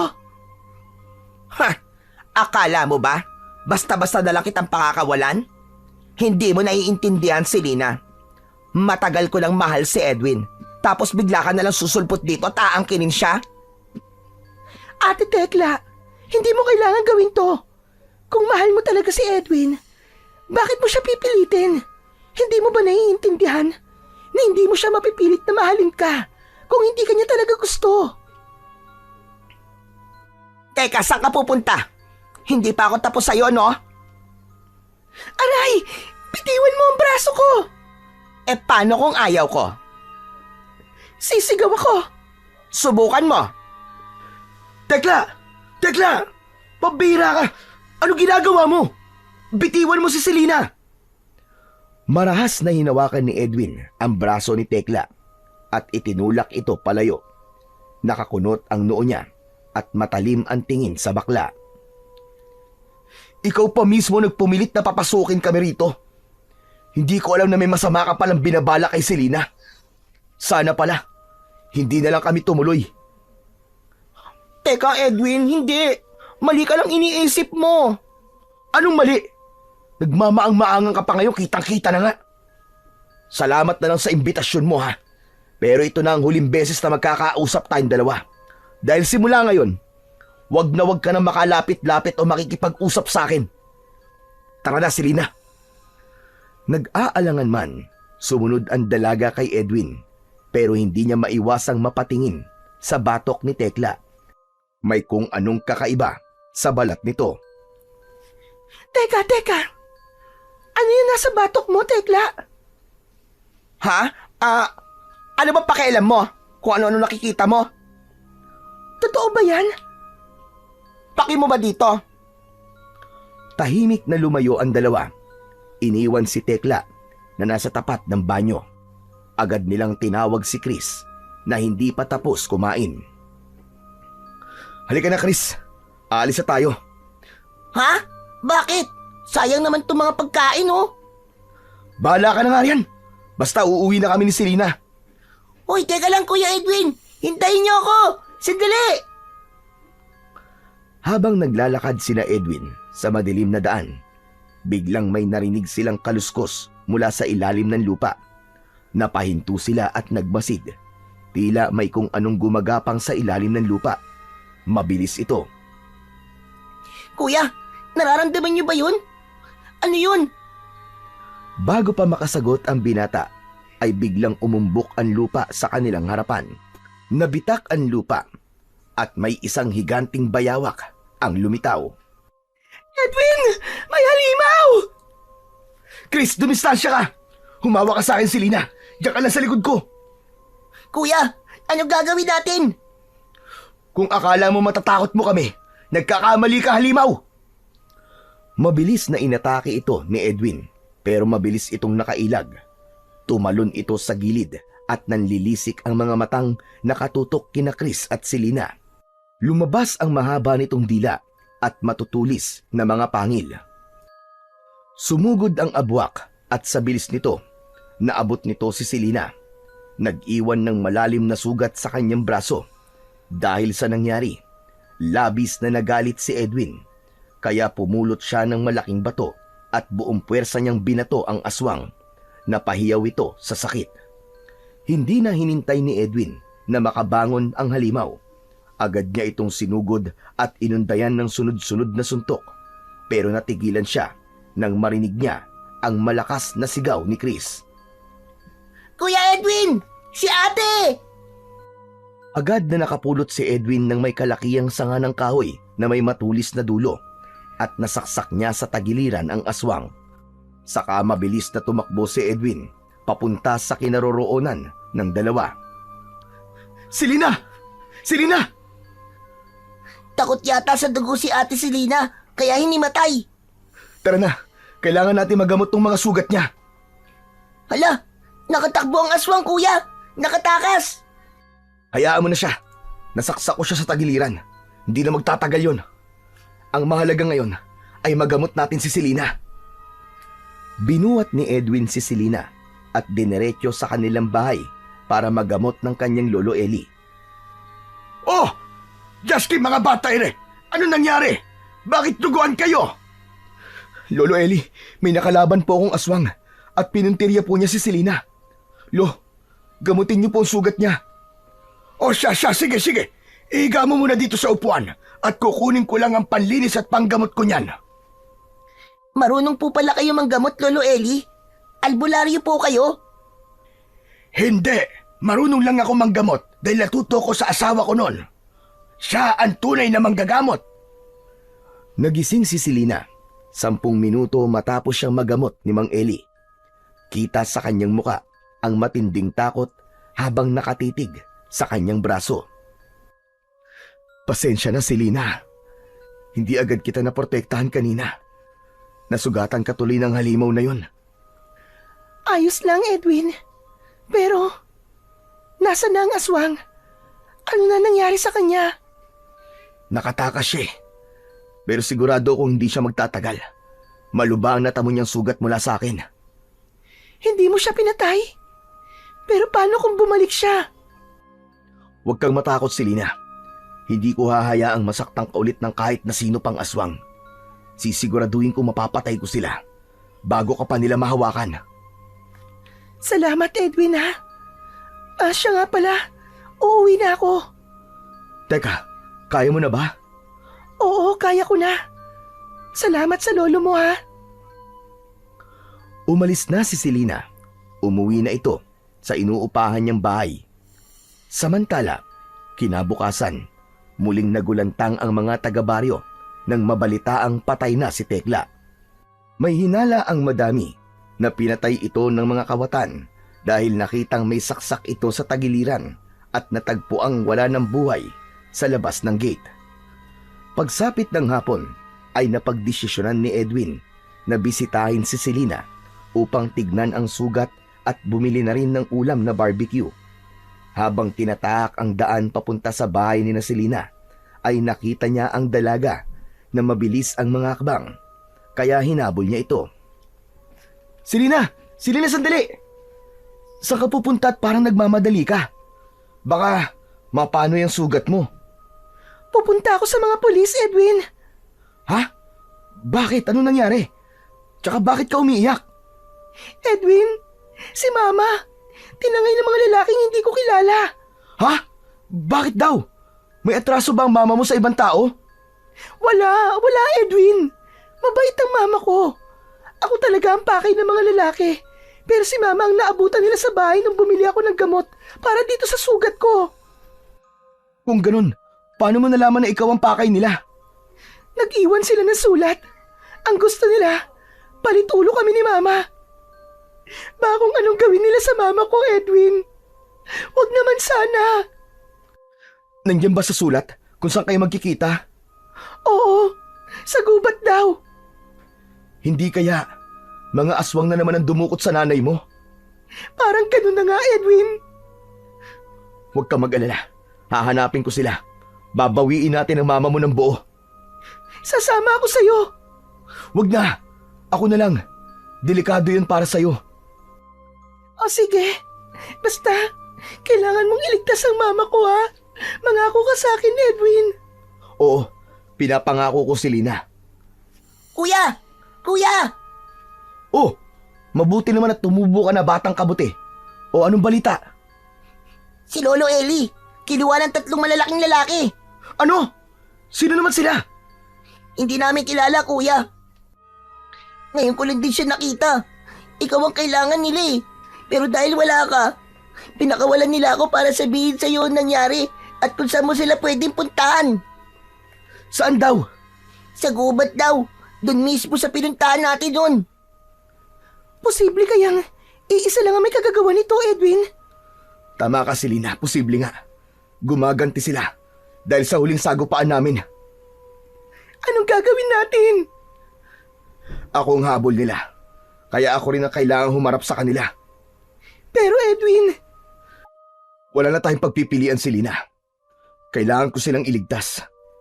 Si Lolo, siya na lang ang natitira kong pamilya. Hindi ko hahayaang pati siya ay mawawala sa akin. sige, sasamahan na kita. Hindi nga pwede, Selena. Baka mapahamak ka lang doon. Hindi ko rin kaya kung mawawala ka sa akin. Sige na, Edwin. Hindi ako mapapalagay hanggat nandito lang ako sa bahay. Payagan mo na ako. Gusto ko rin masiguro na buhay ang mama ko. Alam ko rin naman na hindi mo ako pababayaan, di ba? Anak ng... Oh, sige na nga. Basta ipangako mong hindi ka aalis sa tabi ko, ha? Salamat. Tara na. Teka, nasan si Chris? Bakit biglang nawala ang batang yon? Ha? Hindi ko rin napansin eh. Abat, talaga palang kabuti siya, no? Pasulpot-sulpot lang. Mas mabuti ngang wala siya. Tara na. Hindi na ba tayo tatawag ng pulis? Wag na. Ayoko may ibang madadamay. Ako lang naman ang kailangan nila eh. Pero mas mabuti may mga pulis, Edwin. Mas ligtas tayo kung may backup. Selena, wag mo mamalitin tong kasintahan mo. Kasing tigas yata ito ng bato. Yan ka na naman eh. Inaatake ka na naman ang pagkahambog mo eh. Totoo yun. Tsaka wag ka mag-alala. Ililigtas natin sila. Naglakad na sila at pagkaraan ng ilang oras, narating na nila ang loob ng gubat. Naging mapagmatsyag si Edwin dahil ramdam niya ang presensya ng mga aswang. Edwin, bakit ang tahimik? Nandito ba talaga sila? Shh! Huwag kang maingay. Nandyan lang sila. Nagmamatsyag sa atin at naghihintay na magandang pagkakataon para umatake. Dito ka lang ha. Diyan ka lang sa likod ko. Huwag kang bibitaw sa akin. Oo, Edwin. Papalubog na ang araw, ngunit wala pa rin kahit isang aswang ang nagpapakita sa kanila. Alam ni Edwin na mas nagiging mabagsik ang mga halimaw sa gabi, kaya inihanda niya ang sarili para sa hindi maiiwasang labanan. Hanggang sa nakarinig na sila ng malalakas na mga kaluskos. Edwin, may mga kaluskos. Nandiyan na sila. Selena, mga tuso sila. Alam nilang mas malakas sila pagsapit ng gabi, kaya hindi sila nagpapakita kanina. Kaya mo ba silang talunin lahat, Edwin? Kakayanin, alang-alang sa inyo. Sa isang iglap, biglang lumitaw mula sa kadiliman ang isang aswang na abwak. Mayabang itong nakatayo, nakangisi, habang nakatitig sa kanya. Nasaan ang lolo ko at nanay ni Selena? Ilabas niyo sila! Unang inilabas ng mga aswang ang ina ni Selena. Nakatali ang mga kamay sa likuran at halatang mahina na dahil sa takot at pagod. Napasigaw si Selena, ngunit maigpit siyang hinawakan ni Edwin upang pigilan itong sumugod. Maya-maya pa, muling nagsalita ang aswang at sinabing ilalabas lang nila si Mang Eli kung maibibigay ni Edwin ang kapalit. Tumingin ito sa binata at itinuro ang suot niyang agimat bilang kapalit sa buhay ng kanyang lolo. Huwag kang pumayag, Edwin.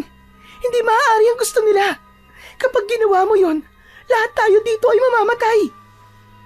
Pero yun lang ang paraan, Selena, para patakasin nila ng buhay si lolo.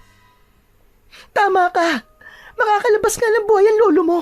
Pero anong mangyayari pagkatapos? Pag-isipan mo mabuti, Edwin. Anong gusto mong gawin ko? Hahayaan kong patayin nila si lolo? Hindi sa ganun, Edwin. Mag-isip na lang tayo ng paraan para iligtas silang dalawa. Tama ka, Selena. May iba pang paraan para mailigtas sila. Pwes, yun ang gawin mo. Pagkatapos itong gagawin ko, ilabas niyo si lolo at hayaan niyong makaalis sila ng ligtas. Nakahanda na siyang gawin ang kinakailangan, ngunit nanatiling mapagmatsyag, handang lumaban kung sakaling hindi tumupad sa kasunduan ang mga aswang. Pero iba ang ginawa ng binata. Anong ginagawa mo, Edwin? Mapapahama ka lang. Ako ang kailangan nila. Kaya ang pakiusap ko sa iyo, Selena, pagkatapos itong gagawin ko, iligtas mo sila at lumayo kayo sa abot ng iyong makakaya. Pero ikaw, Lalaban ako gamit ang sarili kong lakas. hindi, wag. Hindi ako papayag. Akin na yung agimat. Ako na lang ang magbibigay sa kanila. Mabilis nitong inagaw ang agimat kay Edwin. Palabasin niyo na si Mang Eli. Heto, kunin mo na ang kwintas. Lumabas ang isang aswang na hawak si Mang Eli. Edwin na po! Bakit mo binigay sa kanya ang kwintas? Hindi mo dapat binigay sa kanya yan! Lolo Eli, wala na tayong ibang pagpipilian. Ang mahalaga ay ligtas kayo. Hawak na ng aswang ang anting-anting at biglang lumakas ang hangin sa paligid. Isang nakakakilabot na enerhiya ang bumalot sa paligid na parang may mas malaking panganib na paparating. Edwin, hindi mo naiintindihan. Kapag napunta yan sa kanila, mas lalakas sila. Hindi mo na sila matatalo. Hindi naman po ako magpapatalo sa kanila, Lolo. Sa isang iglap, unti-unting nag-iba ang anyo ng pinuno ng mga aswang. Ramdam ni Edwin ang matinding presensya ng kasamaan, ngunit hindi siya natinag. Alam niyang wala nang atrasan ito. Lalaban siya hanggang sa huli. Pero nang subukan niyang sumugod, nakaramdam siya ng pananakit ng kanyang tagiliran. Nang kanyang lingunin, nakita niyang may nakatarak na matalim na kuko. Selena, bakit mo ito ginawa? Dahil matagal na akong kabilang sa kanila, Edwin. Biglang naging abwak si Selena. Unti-unting naglaho ang maamo at maganda nitong muka, napalitan ng malamig at matalim na ekspresyon. Naging masaya akong makasama ka, Edwin. Ngunit hindi ko maaaring talikuran ang tunay kong pagkatao. Kung ganun, pinaglaruan mo lang pala ako. Sa wakas, nahulog ka rin sa aking patibong. Walang hiya ka. Napakahina mo, Edwin. Sa magandang babae ka lang pala titiklop. Hayop ka. Wala kang puso. Wala kang utang na loob. Simula nang makilala kita, wala akong ginawa kundi mahalin ka. Pero lihim mo na pala akong tinitira sa likod. Ginamit mo lang ako. Mas wala kang puso dahil pinatay niyo ang mga kalahi ko. Ginawa ko lamang kung ano ang alam kong tama. Wala ka ng agimat. Nasa amin na nagbibigay ng lakas at proteksyon sa'yo. Wala ka ng laban sa amin ngayon. Hayop ka! Ibalik mo sa akin yan! Biglang inagaw ulit ni Selena ang agimat at dinurog ito. Sandali! Bakit ang daling nadurog nito? Dahil hindi naman yan ang totoong pangil ng oso. Akala mo ba, kailangan marunong manloko ng tao? Masyado mo akong minaliit, Selena. Nanlaki ang mga mata ni Selena nang ilabas ni Edwin ang totoong agimat. Pero maya-maya, may inilabas itong pulbos at itinapon sa mukha ng babaeng abwak. Anong ginawa mo, Edwin? Ha! Lason yan na pwede mong ikamatay, hayop ka, at ng mga kalahi mo. Matagal na namin pinaghandaan yan. Salamat sa mga kasangkapan na iniwan ni tatay at nagamit ko to laban sa'yo. Sa tingin mo ba, ay susugod ako mag-isa ulit dito nang hindi handa? Hindi naman sana para sa'yo yan eh. Para sana yan sa gustong kumuha ng anting-anting. Pero hindi ko akalain na ikaw pala mismo ang pinuno nila. Kaya pasensya na dahil mas mautak ako kaysa sa inaakala mo. Hayop ka! Pinaniwala mo ko! Patas lang tayo, Selena. Dahil pinaniwala mo rin akong totoo ka at mahal mo ko. Narito ang totoong anting-anting. At kailanman, hindi ko to ibibigay kahit na kanino. Kahit lolo ko nga, hindi ko pinapahawak to eh. Kayo pa kaya? Mautak tong kalaban nyo. Patayin sila! Sabay-sabay na sumugod ang mga aswang. Subalit isa-isang napatumba ni Edwin ang mga yon. Nakita niyang susugurin ang lolo Eli niya. Kaya mabilis siyang tumakbo. Sinalubong ng malakas na suntok ang babaeng aswang. Halos lahat sila ay nakahandusay sa lupa at namimilipit sa sobrang sakit. Hayop ka! Mamatay ka na, Selena! Ang mga natitirang aswang, halos sabay-sabay silang sumugod, pero bigla silang natigilan nang makarinig ng sunod-sunod na putok ng baril. Dumating si Chris, kasama ang maraming pulis. Walang nakaligtas na buhay sa mga aswang, maliban kay Selena, na unti-unti na ring nanghihina. Hayop ka! Minahal kita nang higit pa sa buhay ko. Pero niloko mo ko, Selena. Niloko mo ko. Isa kang abwak na pumapatay ng mga tao. Ito na ang katapusan ng lahi mo, Selena. Hindi! Hindi matatapos ang lahi namin, Edwin. Kahit ako na ang huli ngayon at mapatay mo ko, may iba pang maghihiganti! Wala na. Tinitiyak kong hanggang dito na lang yan. Wala nang babalik pa. Wala nang ibang susunod sa yapak nyo. Nagkakamali ka. Hindi mo alam, Edwin. Hindi mo alam. Hayop ka. Katapusan mo na!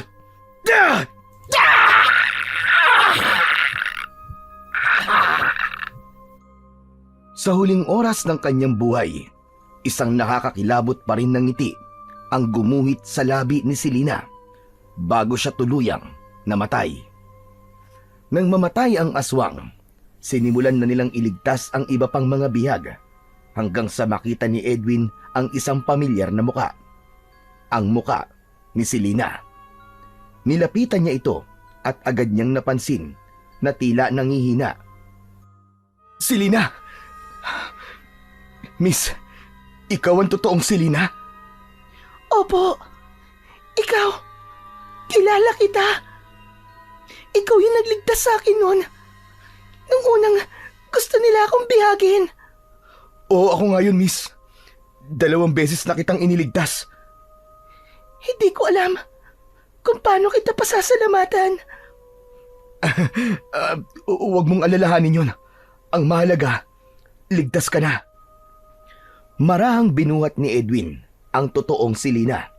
Nang makita niyang nangihina ito, agad nila siyang dinala sa ospital upang magamot, lalo na't labis itong natroma sa nangyari sa kanya.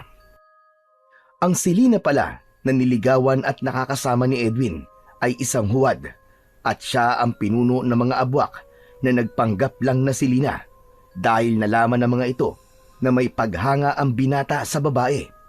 Kaya't ginamit nila ang pagkakataon na yon para mapalapit kay Edwin at magawa niya ang kanyang maitim na plano. Habang nagpapagaling si Selena sa ospital, muling bumalik ang kapayapaan sa kanilang baryo. Sa tulong ni Edwin, Chris at ng mga pulis, napalayas na nila ang mga natitira pang mga aswang na matagal nang gumugulo sa kanilang lugar.